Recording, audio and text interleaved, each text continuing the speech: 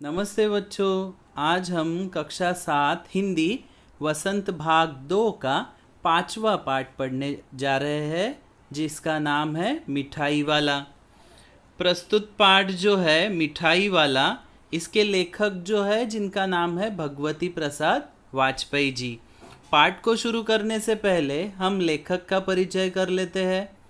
तो भगवती प्रसाद वाजपेयी जी का जन्म कानपुर के मंगलपुर ग्राम में 11 अक्टूबर 1899 को हुआ था। उन्होंने अपनी नियमित पढ़ाई मिडिल स्कूल तक ही की। वह हिंदी साहित्य सभा के सभापति भी रह चुके हैं। इसके साथ साथ फिल्मों में लेखन का कार्य भी कर चुके हैं। प्रेमपथ, मीठी चुटकी, अनाथ पत्नी, त्यागमयी, दो बहनें, मनुष्य और देवता आदि उनके प्रमुख उपन्यास है। कहानी संग्रहों में प्रमुख है मधुपर्क, हिलोर, खाली बोतल, उपहार, दीपमालिका, बाती और लो। इनकी एक प्रमुख कविता संग्रह ओस की बूंद भी है। उर्मी और आरती जैसी पत्रिकाओं का संपादन भी भगवती जी ने किया है। इनकी मृत्यु 8 मई 1973 को दतिया में हुई है। तो पाठ को शुरू करने से पहले हम पाठ का सार पढ़ लेते हैं, यानी जान लेते हैं कि इस पाठ में हमें भगवती प्रसाद जी ने क्या कहा है, या फिर यह जो कहानी है, यह जो पाठ है, ये किसके बारे में है। अभी नाम से तो हमें पता चलता है कि मिठाई वाला यानी मिठाई वाले के बारे में कुछ इस पाठ में लिखा गया होगा। तो चलिए, ज़्यादा कुछ सोच विचार करने से पहले हम सीधे सार, पाठ का जो सार है वहाँ तक पहुँच जाते हैं। सार देख लेते हैं, तो उससे हमें समझ में आएगा कि इस पाठ में लेखक ने हमें क्या बताना चाहा है। तो पाठ का सारांश ऐसे है कि लेखक ने इस कहानी में एक फेरी वाले के चरित्र का बहुत ही मार्मिक चित्रण किया है। इस कहानी में एक व्यक्ति अपने परिवार व बच्चों को खोने के बाद अपनी खुशियाँ दूसरे बच्चों में ढूंढता है। सबसे पहले वह एक मोहल्ले में खिलौने बेचने आता है तथा बहुत ही मधुर स्वर में गाते हुए कहता है, बच्चों को बहलाने वाला, खिलौने वाला। उसकी इस आवाज़ को सुनकर सारे बच्चे खिलौने लेने के लिए दौड़ पड़ते हैं। वह बहुत ही सस्ते दामों में खिलौनों को बेचता है। लोगों को आश्चर्य होता है कि वह कैसे इतने सस्ते खिलौने देता है। उसी मोहल्ले में विजय बाबू अपनी पत्नी रोहिणी और उनके 2 बच्चे चुन्नू और मुन्नू के साथ रहते हैं। चुन्नू मुन्नू भी खिलौने लेकर घर आते हैं। कुछ महीनों बाद उसी नगर में एक मुरली वाला मुरलियाँ बेचने आता है। वह बहुत ही मधुर मुरलियाँ बजाता है और साथ में सस्ते में बेचता भी है। उसकी आवाज़ रोहिणी को कुछ जानी पहचानी लगती है। वह भी मुरली वाले को बुलाकर अपने बच्चे चुन्नू मुन्नू के लिए मुरलियाँ लेती है। रोहिणी कुछ दिनों बाद इस बात को भूल जाती है। कुछ महीनों बाद उसी मोहल्ले में एक मिठाई वाला मिठाइयाँ बेचने आता है। रोहिणी को फिर उसकी आवाज़ कुछ पहचानी सी लगती है। वह उसे अपने घर पर मिठाइयाँ लेने के लिए बुलाती है और उससे पूछती है कि क्या वह पहले भी यहाँ आया था या आया है। तब वह मिठाई वाला बताता है कि वह पहले भी खिलौने और मुरलियाँ बेचने आ चुका है। रोहिणी उससे पूछती है कि वह इतनी सस्ती चीज़ें क्यों बेचता है। तब वह मिठाई वाला अपने बारे में बताता है कि वह एक अमीर व्यक्ति था, उसका भी एक परिवार था, बच्चे थे, लेकिन अब उसके परिवार में कोई नहीं बचा, इसलिए वह सस्ते दामों में इन चीज़ों को बेचकर वह अपनी खुशियाँ इन बच्चों में ढूंढता है। तो यह था पाठ का सार कि इस पाठ में एक फेरी वाला है जो कभी खिलौने बेचने आता है, कभी मिठाई बेचने आता है, तो कभी मुरलिया बेचने आता है। लेकिन वो मिठाई वाला या फिर जो भी वो फेरी वाला था, वो ऐसे अलग अलग तरीके से अलग अलग चीज़ें बेचने आता था। तो क्यों आता था और वो इतने सस्ते में अपनी चीज़ें क्यों बेचता था, तो ये जो है इस पाठ में हम संक्षिप्त रूप से पढ़ने वाले हैं। इसमें लेखक ने हमें इस मुरली वाले या खिलौने वाले या फिर मिठाई वाले के बारे में एक मार्मिक कहानी उसकी बताई है, जो हमारे दिल को छू जाने वाली है। तो हम शुरू करते हैं इस पाठ को। तो इस पाठ को शुरू करते हैं क्योंकि इसमें हमें आगे जाकर आपको इस मुरली वाले का जो रहस्य है वो यहाँ पर समझ में आने वाला है। क्योंकि वो ये सब काम क्यों कर रहा था कि बच्चों को खुश देखकर वह खुश हो जाता था तथा अपना दुख भूल जाता है। लाभ कमाना उसका उद्देश्य नहीं था, वह सिर्फ खुशियाँ बांटने आया था।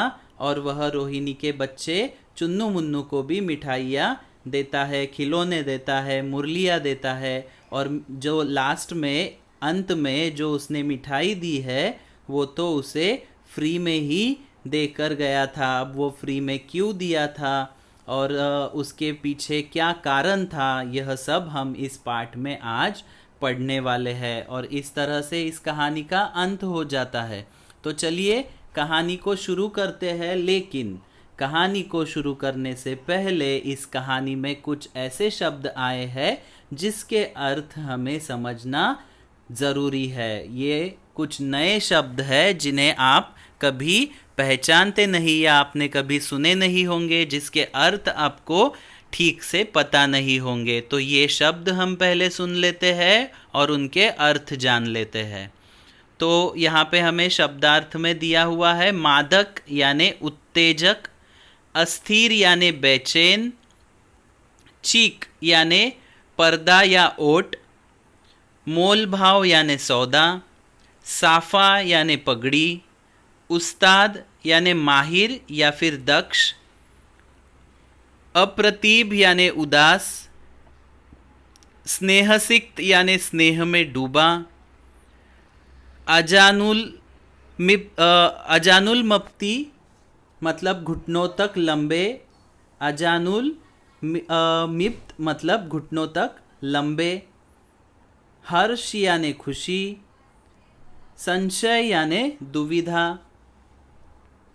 विस्मयादि भावों में यानी हैरानी से भरे भावों में, असीम यानी अपार बेहद, हर्जा यानी नुकसान क्षति, अतिशय मतलब अत्यधिक, विधाता यानी सबको रचने वाला भगवान, पेटी यानी बक्सा संदूक, वैभव यानी धन दौलत ऐश्वर्य, कोलाहल यानी शोर, अटखेलियाँ यानी मौज मस्ती, पोपले मुंह यानी बिना दांत वाले मुंह।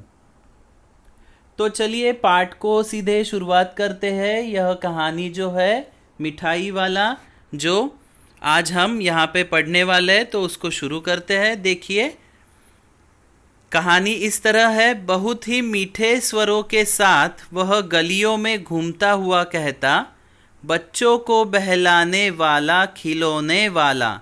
इस अधूरे वाक्य को वह ऐसे विचित्र किंतु मादक मधुर ढंग से गाकर कहता कि सुनने वाले एक बार अस्थिर हो उठते।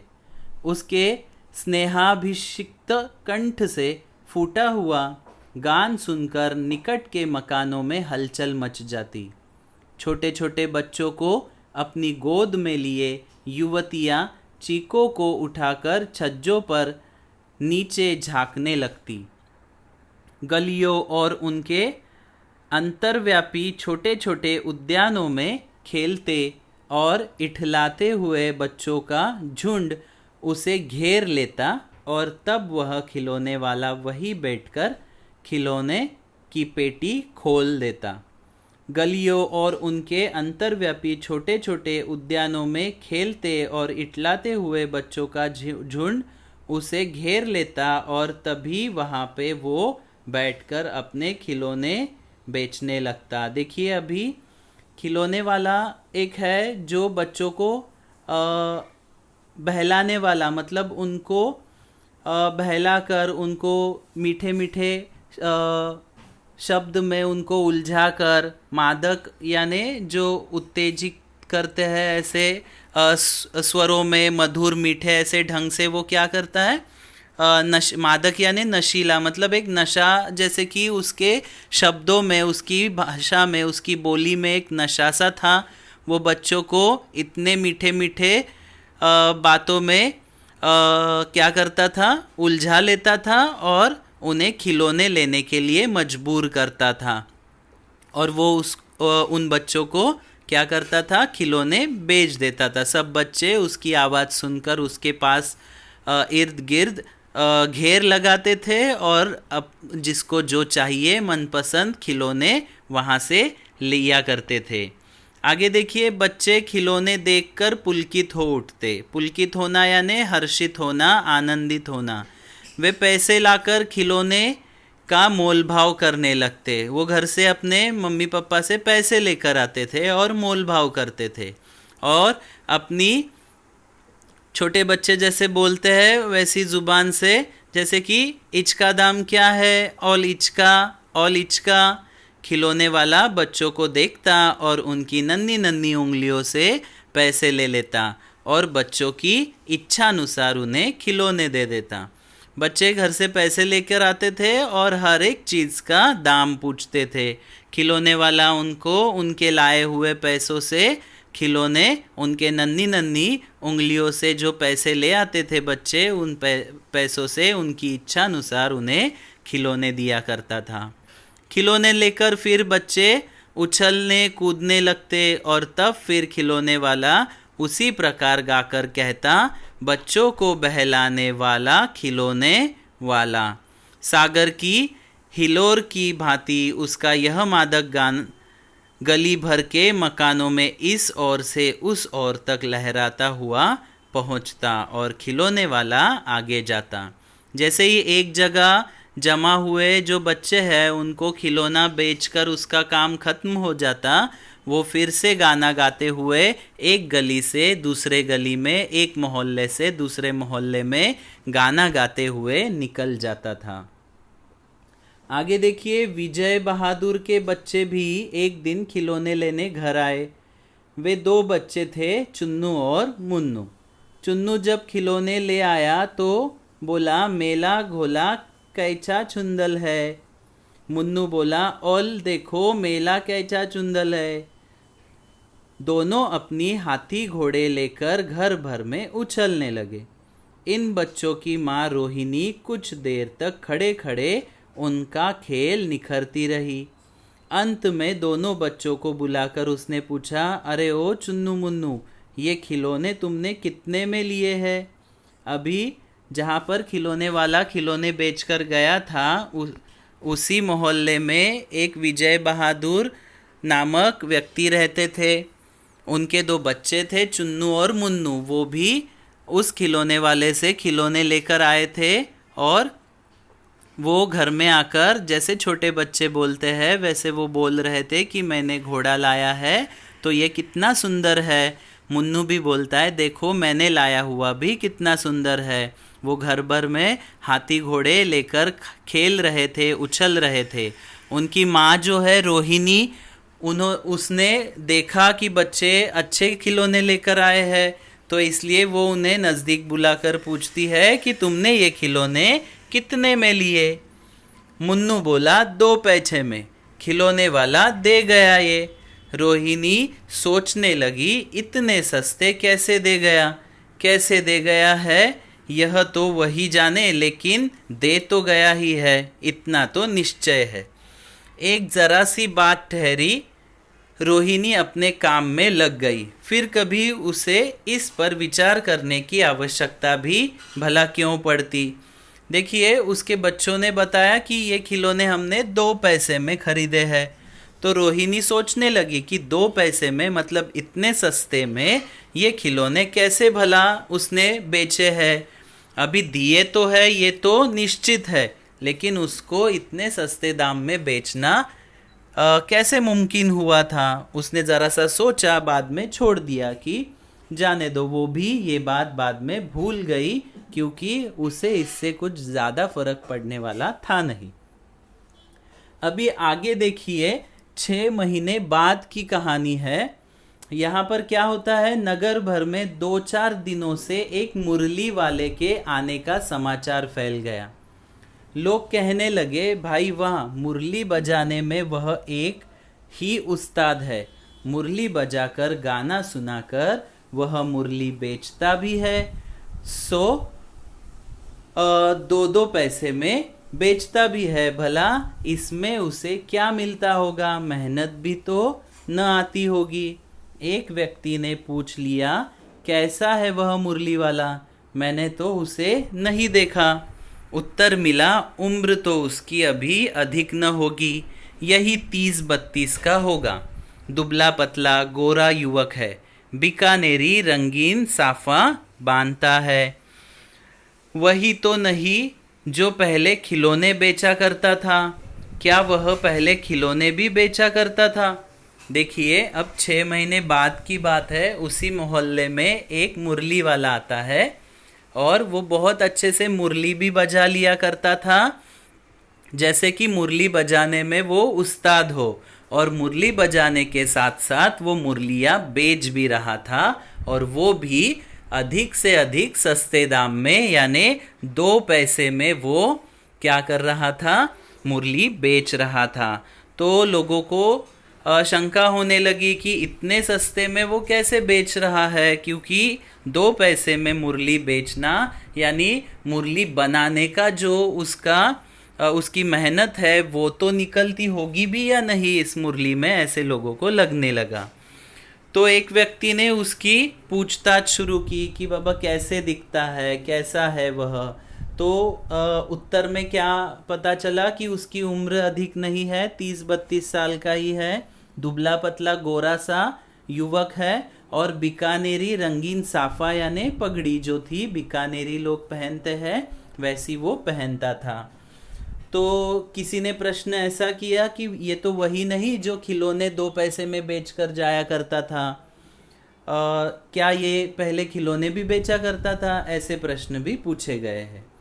आगे देखिए, हाँ, जो आकार प्रकार तुमने बतलाया उसी प्रकार का वह भी था, तो वही होगा। पर भाई है वह एक उस्ताद, प्रतिदिन इसी प्रकार उस मुरली वाले की चर्चा होती। प्रतिदिन नगर की प्रत्येक गली में उसका मादक मृदुल स्वर सुनाई पड़ता। बच्चों को बहलाने वाला मुरली वाला। तो देखिए क्या बताया गया यहाँ पे कि हाँ, लगता तो जैसे उसका वर्णन किया है तो उसके हिसाब से लगता तो है कि ये वही खिलौने वाला हो सकता है, लेकिन मुरली बजाने में तो उस्ताद है, इतना तो पक्का हो चुका था। अभी ये मुरली वाला प्रतिदिन उस नगर के हर एक मोहल्ले में मुरलियाँ बेचने घूमता था। उसका मादक यानी नशे में डालने वाला, और मृदुल यानी जो सॉफ्ट जो होता है, धीमा आवाज़ जो वो स्वर जो निकाल रहा था उस मुरली से, तो ये अच्छे स्वर जैसे कि कोई बहुत दिन से रियाज कर रहा हो मुरली बजाने का, ऐसे रियाज करने वाले लोग इतनी अच्छी मुरली बजा लेते हैं। इतनी ही अच्छी मुरली वो मुरली वाला भी बजा रहा था, और वो भी यही कहकर लोगों को बच्चों को बहला रहा था कि बच्चों को बहलाने वाला मुरली वाला। आगे देखिए, रोहिणी ने भी मुरली वाले का यह स्वर सुना, तुरंत ही उसे खिलौने वाले का स्मरण हो आया। उसने मन ही मन कहा, खिलौने वाला भी इसी तरह गा गा कर खिलौने बेचा करता था। रोहिणी उठकर अपने पति विजय बाबू के पास गई। जरा उस मुरली वाले को बुलाओ तो चुन्नू मुन्नू के लिए ले लूं, क्या पता यह फिर इधर आए न आए, वे भी जान पड़ता है। पार्क में खेलने निकल गए हैं। तो अभी क्या होता है, रोहिणी जो है वो भी सोचती है कि शायद ये मुरली वाला वही है, क्योंकि खिलौने बेचने जब आया था उसने बहुत सस्ते में खिलौने बेचे थे, तो उसको बहुत उत्सुकता लगी थी कि ये आदमी इतने सस्ते में क्यों बेच रहा है। तो इसलिए वो अपने पति से कहती है कि जाकर उस मुरली वाले को लेकर आओ, अपने बच्चों के लिए भी हम मुरलियाँ खरीद लेंगे। विजय बाबू एक समाचार पत्र पढ़ रहे थे। उसी तरह उसे लिए हुए वे दरवाजे पर आकर मुरली वाले से बोले, क्यों भाई, किस तरह देते हो मुरली? किसी की टोपी गली में गिर पड़ी, किसी का जूता पार्क में ही छूट गया और किसी की सौतनी ही ढीली होकर लटक आई है। इस तरह दौड़ते हाफते हुए बच्चों का झुंड आ पहुंचा। एक स्वर में सब बोल उठे, अम्बी लेंदे मुल्ली और अम्बी लेंदे मुरली। अब सब बच्चे उधर आ पहुंचे हैं कि हम भी लेंगे मुरली, यह कह के अपनी तोतली जबान से सब छोटे छोटे बच्चे दौड़े हुए आए हैं। किसी की टोपी गिर रही थी, किसी का जूता गिर रहा था, किसी का पजामा ढीला हो चुका था, लेकिन दौड़ते दौड़ते हाफते हुए ये तोतली जबान से छोटे छोटे बच्चे उस मुरली वाले के पास आ गए और कहने लगे कि हमें भी मुरली खरीदनी है। तो आगे देखिए, मुरली वाला हर्ष गदगद हो उठा, बोला सबको देंगे भैया, लेकिन ज़रा रुको, ठहरो, एक एक को देने दो। अभी इतनी जल्दी हम कहीं लौट थोड़ी ही जाएंगे, बेचने तो आए ही है, और है भी इस समय मेरे पास 1-2 नहीं, पूरी 57। हाँ बाबूजी, क्या पूछा था आपने, कितने में दी? दी तो वैसे 3-3 पैसे के हिसाब से है, पर आपको 2-2 पैसे में ही दे दूंगा। देखिए, जैसे विजय बाबू उन्होंने जो बुलाया, उनको बुलाने के बाद वहाँ पर बहुत सारे बच्चे भी जमा हुए हैं मुरली खरीदने के लिए। तो मुरली वाला क्या बोलता है सब बच्चों को कि रुको बाबा, सबको देंगे, मैंने 1-2 नहीं, पूरी 57 मुरलियाँ लाई है। पहले वो चुन्नू मुन्नू के पापा से कहता है कि बताइए आप क्या पूछ रहे थे, कितने में दी ना? तो वैसे तो मैंने ये मुरलियाँ 3-3 पैसे में बेची है, लेकिन आपको मैं 2-2 पैसे में दे दूंगा। आगे देखिए, विजय बाबू भीतर बाहर दोनों रूपों में मुस्कुरा दिए, मन ही मन कहने लगे, कैसा है, देता तो सबको इसी भाव से है, पर मुझे उल्टा एहसान लाद रहा है। फिर बोले, तुम लोगों की झूठ बोलने की आदत होती है, देते होंगे सभी को 2-2 पैसे में, पर एहसान का बोझा मेरे ही ऊपर लाद रहे हो। तो देखिए, यहाँ पर विजय बाबू क्या बोलते हैं कि कितने में दिए, जैसे कि वो बोलता है 3 में बेचता हूँ, लेकिन आपको 2 पैसे में दे दूंगा। तो विजय बाबू बोलते हैं कि हाँ, ये तो मुझे कहने के लिए हो गया, लेकिन असल में तो तुम 2 पैसे में ही बेचते हो, लेकिन मुझे कहने के लिए 3 पैसे कह रहे हो और बताने के लिए बता रहे हो, आपको कम करके दे रहा हूँ, जैसे कि मेरे सर के ऊपर एहसान का बोझा डाल रहे हो, जैसे कि मुझे लगे आपको देखकर सिर्फ मैंने 1 पैसा कम कर दिया है। मुरली वाला एकदम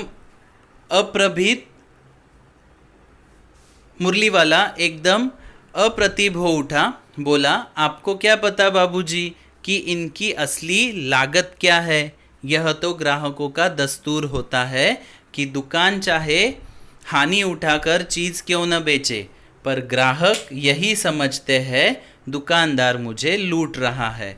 आप भला काहे को विश्वास करेंगे, लेकिन सच पूछिए तो बाबूजी असली दाम 2 पैसे ही है। आप कहीं से 2 पैसे में ये मुरली नहीं पा सकेंगे। मैंने तो पूरी 1000 बनवाई थी, तब मुझे इस भाव में पड़ी है। विजय बाबू बोले, अच्छा, मुझे ज़्यादा वक्त नहीं, जल्दी से 2 ठो निकाल दो। देखिए, अब यहाँ पे मुरली वाला क्या कहता है कि अगर दुकान वाला कितना भी सस्ते में बेचेगा तो भी खरीदने वाले को क्या लगता है कि दुकानदार हमें उल्लू बना रहा है, हमें फंसा रहा है, हमसे ज़्यादा पैसे ले रहा है। और वो ये भी कह रहा है कि आपको क्या पता है कि इसकी लागत क्या है, मतलब इसको बनाने में कितना खर्चा हुआ है। आप तो सिर्फ मतलब ग्राहकों का तो एक ही दस्तूर होता है, दुकान वाला जो भी बोले उसे ज़्यादा ही समझते हैं और उसको कम करने की कोशिश ही करते हैं। फिर दुकानदार वो जितने में खरीदा है उससे कम में भी बेचे तो भी ग्राहक को यही लगता है कि वो हमें लूट रहा है। तो ऐसे वो बता रहा था। और एक चीज़ उसने बताई है कि मुझे ये 2 पैसे में खरीदी हुई है मैंने, और वो भी मुझे इतने सस्ते में मिली है। क्यों? क्योंकि मैंने एक ही समय 1000 बनवाई थी, और जिस दाम में मैंने बनवाई है उसी दाम में मैं आपको बेच रहा हूँ। आप कहीं पर भी जाकर देखिए, आपको इस दाम में मुरली कहीं पर भी नहीं मिलने वाली। तो विजय बाबू बोलते हैं कि ठीक है, जाने दो बाबा, मुझे बहस करने के लिए टाइम नहीं है, 2 अच्छी मुरलियाँ निकाल कर मुझे दे दो। 2 मुरलियाँ लेकर विजय बाबू फिर मकान के भीतर पहुंच गए। मुरली वाला देर तक उन बच्चों के झुंड में मुरलियाँ बेचता रहा। उसके पास कई रंग की मुरलियाँ थी। बच्चे जो रंग पसंद करते, मुरली वाला उसी रंग की मुरली निकाल देता। अब विजय बाबू तो वहाँ से निकल गए, लेकिन बाकी जो बच्चों का झुंड था उन बच्चों को मुरली वाला बड़ी देर तक मुरलियाँ बेच रहा था। सब रंगों की, अलग अलग रंगों की, अलग अलग बच्चे को जो जो पसंद थी वो सब वहाँ पर मुरलियाँ थी, और वो एक एक बच्चों को उनकी पसंद के अनुसार मुरली निकाल कर दे रहा था। यह बड़ी अच्छी मुरली है, तुम यही ले लो बाबू।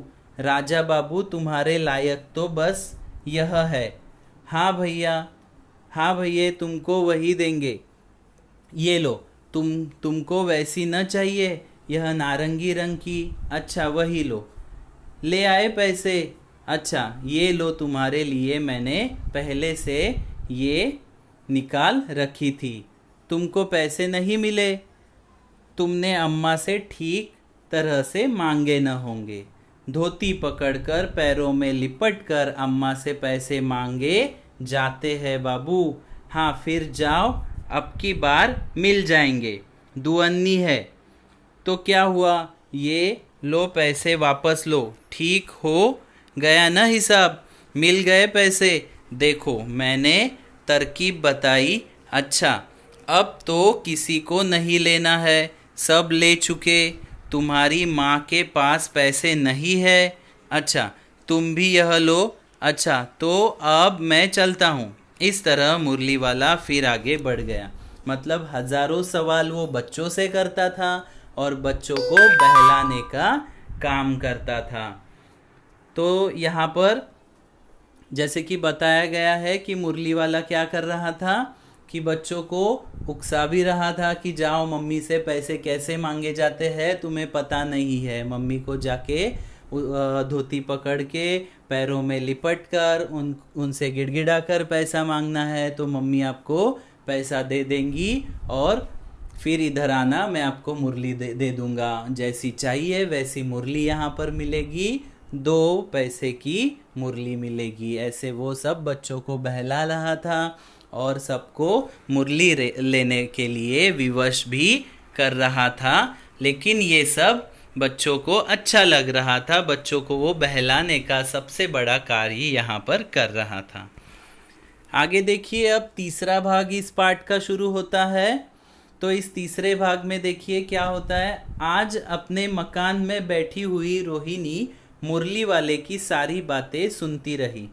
आज भी उसने अनुभव किया, बच्चों के साथ इतने प्यार से बातें करने वाला फेरी वाला पहले कभी नहीं आया। फिर वह सौदा भी कैसे सस्ता बेचता है, भला आदमी जान पड़ता है। समय की बात है, जो बेचारा इस तरह मारा मारा फिरता है, पेट जो न कराए सो थोड़ा। इसी समय मुरली वाले का क्षीण स्वर दूसरी निकट की गली से सुनाई पड़ा, बच्चों को बहलाने वाला मुरली वाला। देखिए अब कहाँ क्या बताया यहाँ पे, रोहिणी जो है वो मुरली वाले के बारे में सोचने लगती है कि इतने सस्ते में ये मुरली क्यों बेचता है, कैसे बेचता है। और सिर्फ बेचने का कार्य नहीं कर रहा है, तो बच्चों को बहुत प्यार से प्यार कर रहा है और उनसे बहुत प्यार से बातें कर रहा है। उनको कभी भी, मतलब रोहिणी ने कहा है कि ऐसा फेरी वाला मैंने आज तक कभी भी नहीं देखा जो बच्चों को इतने प्यार से सहलाता है, प्यार करता है। और एक चीज़ उसने कही है कि पेट के लिए जो करे सो कम ही है। अभी बेचारा इतना दूर दूर तक ये मुरलियाँ बेचने के लिए घूम रहा है और मिलते हैं सिर्फ 2 पैसे। अभी उसको पेट भरने के लिए इतना बहुत मेहनत करना पड़ रहा है। तभी रोहिणी ने मुरली वाले की क्षीण आवाज़, क्षीण यानी धीमी आवाज़, क्योंकि वो अब उस मोहल्ले से दूसरे मोहल्ले में गया था, तो दूर जाने के वजह से उसकी आवाज़ अभी धीमे हुई थी, लेकिन उसकी आवाज़ कैसी थी, एकदम रसीली थी और उसका जो स्वर है वो सुनाई दे रहा था, बच्चों को बहलाने वाला मुरली वाला। आगे देखिए, रोहिणी इसे सुनकर मन ही मन कहने लगी, और स्वर कैसा मीठा है इसका। बहुत दिनों तक रोहिणी को मुरली वाले का वह मीठा स्वर और उसकी बच्चों के प्रति वे स्नेहस्तिक बातें याद आ रही थी। महीने के महीने आए और चले गए, फिर मुरली वाला न आया। धीरे धीरे उसकी स्मृति भी क्षीण हो गई। देखिए अब रोहिणी वही मन में कह रही थी कि ये मुरली वाला कितना अच्छा है, बच्चों को उसका लगाव हो गया है और वो बहुत अच्छे से अपना काम कर रहा है। तो इसी में बहुत महीने अब बीत गए हैं, महीने के महीने बीत चुके, लेकिन अब वो मुरली वाला दिखाई देना बंद हो चुका है, वो आना बंद हो चुका है और उसकी यादें भी अभी धीरे धीरे लोगों के मन से मिटने लगी है। 8 मास बाद अभी इस पाठ का चौथा भाग शुरू होता है, जहाँ पे 8 महीने बाद की कहानी बताई है। तो 8 मास बाद सर्दी के दिन थे। रोहिणी स्नान करके मकान की छत पर चढ़कर आजानुलंबित केश राशि सुखा रही थी। आजानुलंबित यानी जैसे कि घुटने तक लंबे जो केश होते हैं उसको आजानुलंबित केश ऐसा प्रयोग किया जाता है। मतलब सर से घुटनों तक लंबे ऐसे उसके बाल थे और वो सुखा रही थी। इस समय नीचे की गली में सुनाई पड़ा बच्चों को बहलाने वाला मिठाई वाला। अब खिलौने वाला हुआ, मुरली वाला हुआ, अब आया है मिठाई वाला। मिठाई वाले का स्वर उसके लिए परिचित था। झट से रोहिणी नीचे उतर आई। उस समय उसके पति मकान में नहीं थे। हाँ, उनकी वृद्ध दादी थी। रोहिणी उनके निकट आकर बोली, दादी, चुन्नू मुन्नू के लिए मिठाई लेनी है, ज़रा कमरे में चलकर ठहराओ। मैं उधर कैसे जाऊं, कोई आता न हो। ज़रा हटकर मैं भी चीख की ओट में बैठी रहूंगी। अब देखो 8 महीने बाद की कहानी बताई है कि सर्दी के दिन थे और रोहिणी जो है स्नान यानी सुबह सुबह नहाकर अपने केश जो है, बाल जो है सुखा रही थी। तभी उसने मिठाई वाले की आवाज़ सुनी। वही स्वर, वही आवाज़ एकदम वैसे के वैसे कान पर आने लगी। सिर्फ मिठाई खिलौने वाला या फिर मुरली वाले के जगह पर मिठाई वाला कह रहा था वह इंसान। तो आवाज़ परिचित होने के वजह से रोहिणी ने क्या किया, झट से नीचे आकर उसके पति तो घर में थे नहीं, इसलिए उसने घर में जो उनकी दादी माँ थी उनसे कहा है कि उस मिठाई वाले को बुला लाना, बच्चों के लिए कुछ मिठाई ले लेते हैं। मैं क्या करूँगी, कमरे मतलब वह उस ज़माने में ऐसा रिवाज था कि औरतें, घर की औरतें जो है वो अनजान इंसान के सामने आती नहीं थी। तो इसलिए उन्होंने क्या, रोहिणी जी ने क्या कहा था दादी माँ को, आप उसे बुला लीजिए, मैं क्या करूँगी, निकट आकर मतलब वहाँ पर्दे के आड़ रहकर मैं वहाँ पर खड़ी रहूँगी। तो इस प्रकार उन्होंने दादी माँ को कहा है। तो आगे देखिए, दादी उठकर कमरे में आकर बोली, ए मिठाई वाले इधर आना। मिठाई वाला निकट आ गया, बोला, इतनी मिठाई, कितनी मिठाई दूँ माँ? ये नए तरह की मिठाइयाँ है, रंग बिरंगी, कुछ खट्टी कुछ मीठी, जायकेदार, बड़ी देर तक मुंह में टिकती है, जल्दी नहीं घुलती, बच्चे बड़े चाव से चूसेंगे। इन गुणों के सिवा ये खांसी भी दूर करती है। कितनी दूर, चटपटी गोल पहलदार गोलियां है, पैसे की 16 देता हूँ। अब देखिए, जैसे रोहिणी ने कहा तो दादी माँ उठी और कमरे में जाकर मिठाई वाले को आवाज़ दी है कि मिठाई वाले इधर आना। तो जैसे ही वो आता है दादी माँ को पूछता है कि कितनी मिठाई दूँ माँ?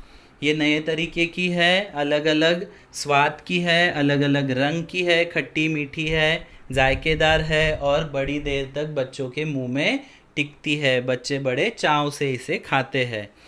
इसके अलावा ये सर्दी खांसी भी भगाती है। तो ऐसी चटपटी पहलदार गोलियां मैं बेचता हूँ, और ये कितने में बेचता हूँ?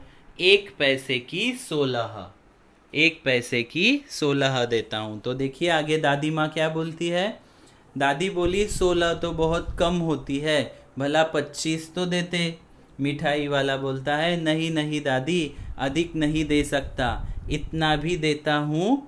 यह अब मैं तुम्हें क्या, खैर मैं अधिक न दे सकूँगा। रोहिणी दादी के पास ही थी, बोली, दादी फिर भी काफ़ी सस्ता दे रहा है, 4 पैसे की ले लो, यह पैसे रहे। अब दादी बोलती है कि 16 तो कम हुई 1 पैसे की, कम से कम 25 तो दे दो।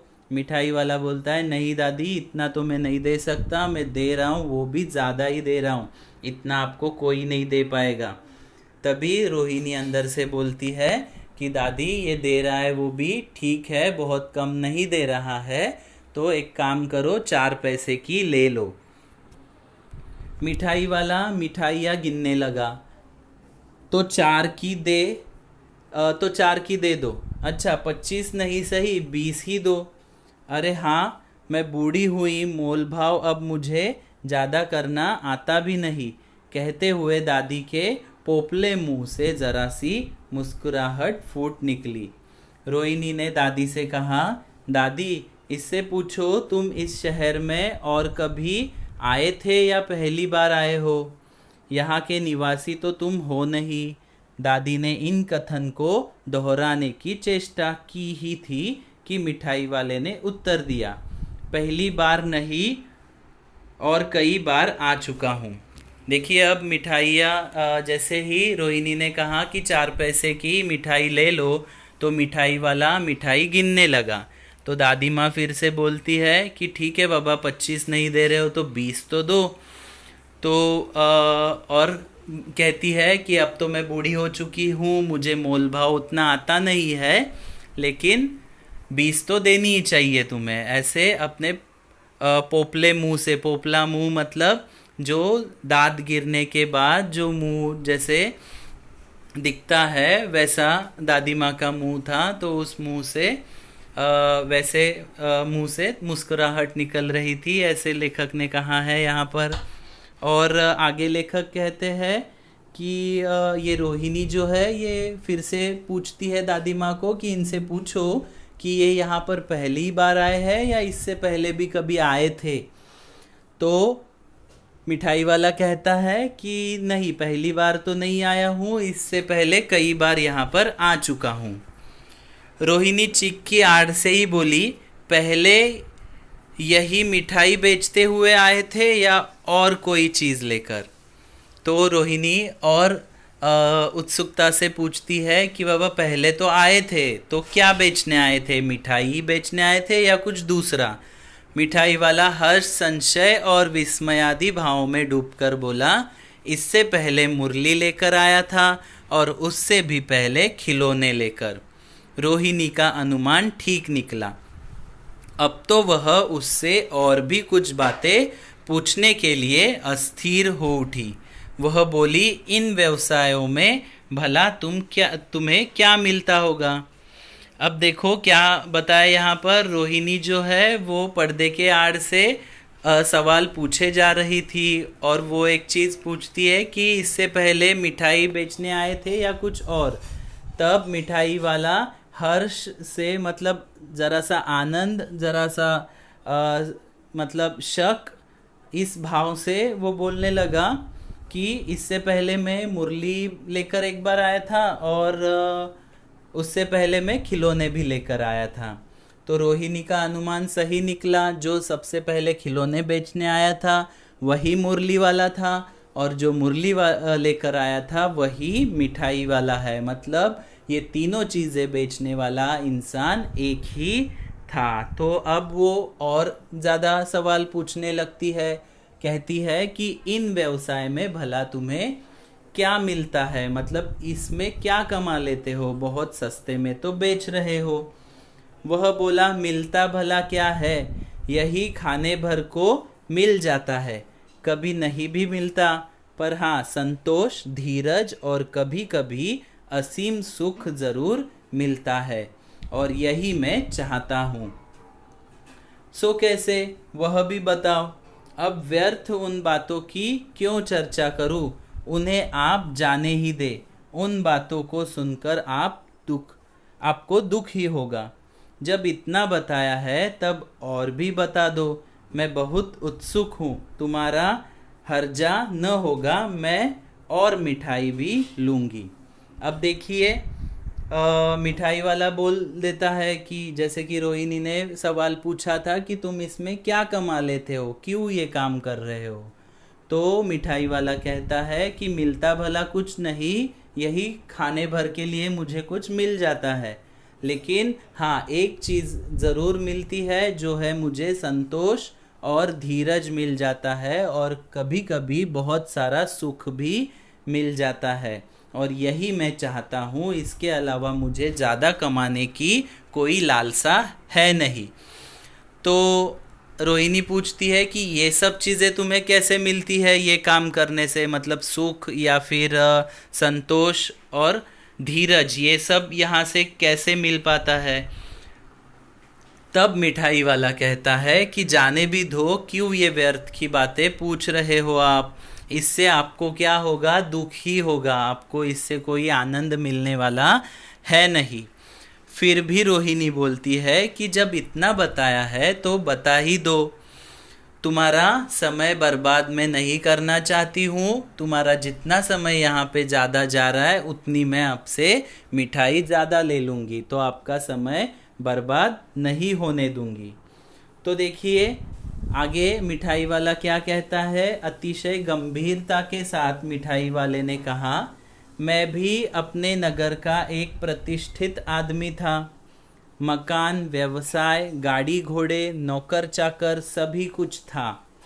स्त्री थी, छोटे छोटे 2 बच्चे भी थे। मेरा वह सोने का संसार था। बाहर संपत्ति का वैभव था, भीतर सांसारिक सुख था। स्त्री सुंदर थी, मेरी प्राण थी। बच्चे ऐसे सुंदर थे जैसे सोने के सजीव खिलौने। उनकी अटखेलियों के मारे घर में कोलाहल मच रहता था। समय की गति, विधाता की लीला अब कोई नहीं है। दादी प्राण निकाले नहीं निकले, इसलिए अपने उन बच्चों की खोज में निकला हूँ। वे सब अंत में होंगे तो यही कही, आखिर कहीं न जन्मे ही होंगे। उस तरह रहता, घूल घूल कर मरता, इस तरह सुख संतोष के साथ मरूंगा। इस तरह के जीवन में कभी कभी अपने उन बच्चों की एक झलक सी मिल जाती है। ऐसा जान पड़ता है जैसे वे इन्हीं में उछल उछल कर हंस खेल रहे हैं। पैसों की कमी थोड़े ही है, आपकी दया से पैसे तो काफ़ी है। जो नहीं है इस तरह उसी को पा जाता हूँ। तो देखिए उस मिठाई वाले ने अपनी कहानी बताई है यहाँ पर कि वो कह रहा है मैं भी अपने नगर का एक प्रतिष्ठित आदमी ही था। मेरा भी बड़ा सा मकान था, गाड़ी घोड़े थे, नौकर चाकर थे, मेरी पत्नी थी, दो छोटे छोटे दो बच्चे थे। मेरा अच्छा सा संसार था, सोने का संसार था, ऐसे उसने कहा है। संपत्ति भी बहुत थी और घर में मेरा सुख भी बहुत था। मेरे बच्चे जैसे सोने के सजीव खिलौने थे। बहुत अच्छा सा मेरा पूरा संसार चल रहा था, लेकिन अचानक विधाता की लीला, उसे कौन बदल सकता है। अब मेरे परिवार में कोई नहीं रहा, मैं अकेला ही हूँ। अब मेरा ये अकेलापन दूर करने के लिए मैं क्या करता हूँ, इन बच्चों में अपने बच्चों को ढूंढने निकल आता हूँ। तो उससे कुछ काम भी हो जाता है और ज़रा सा मन भी बहल जाता है। सोचता हूँ कि मेरे बच्चे तो इस दुनिया में नहीं रहे, लेकिन कहीं तो उनका जन्म फिर से हुआ होगा। शायद इन्हीं बच्चों में उन्होंने फिर से जन्म लिया होगा। तो इन्हीं में मैं अपने बच्चों को ढूंढ रहा हूँ और यहाँ पर ही कुछ संतोष पा सकता हूँ। अगर घर में बैठूँगा तो ऐसे ही मर जाऊँगा, लेकिन यहाँ पर कुछ तो मन को समाधान मिलता है और आनंद मिल पाता है। रोहिणी ने अब मिठाई वाले की ओर देखा। उसकी आंखें आंसुओं से तर है। इसी समय चुन्नू मुन्नू आ गए। रोहिणी से लिपटकर उसका आंचल पकड़कर वो बोले, अम्मा मिठाई मुझसे लो। यह कहकर तात्काल कागज की 2 पुड़ियाँ मिठाइयों से भरी मिठाई वाले ने चुन्नू मुन्नू को दे दी। रोहिणी ने भीतर से पैसे फेंक दिए। मिठाई वाले ने पेटी उठाई और कहा, अब इस बार ये पैसे न लूँगा। दादी बोली, अरे अरे न अपने पैसे लिए जा भाई। तब तक आगे फिर सुनाई पड़ा उसी प्रकार मादक मृदुल स्वर में बच्चों को बहलाने वाला मिठाई वाला। देखो मिठाई वाले की ये कहानी सुनकर रोहिणी के आंखों में भी आंसू आए और उस मिठाई वाले के आंखों में भी आंसू आ चुके थे। तभी ये कहानी सुनते सुनते ही बाहर से चुन्नू मुन्नू आ जाते हैं और माँ से लिपट कर कहते हैं कि माँ मिठाई वाला आया है, मिठाई खानी है। माँ कुछ बोले तब उससे पहले ही मिठाई वाला बोल देता है कि इधर आओ, मैं देता हूँ, और 2 पुड़िया मिठाई से बांधकर वो उन बच्चों के हाथ में दे देता है। रोहिणी अंदर से पैसे फेंक देती है, लेकिन तब तक मिठाई वाला अपना सामान उठा चुका होता है और कहता है कि अब ये पैसे मैं नहीं लूँगा। तभी दादी माँ बोलती है, अरे नहीं बाबा, तुम्हारे पैसे लेकर जाओ। लेकिन तब तक मिठाई वाला उधर से आगे बढ़ चुका था और उसके अच्छे अच्छे मादक मृदुल स्वर जो है वो सुनाई दे रहे थे, बच्चों को बहलाने वाला मिठाई वाला। इस तरह ये मिठाई वाले की ये सुंदर सी कहानी यहाँ पर ख़त्म होती है। आपको ये कहानी अच्छे से समझ में आई होगी और अच्छी भी लगी होगी। तो इस मिठाई वाले का जो दर्द है, ये दर्द भरी कहानी यहाँ पर हमें लेखक ने सुनाई है। आपको अच्छे से पढ़नी है। बहुत सुंदर और दिल को छू जाने वाली ऐसी ये कहानी है। धन्यवाद।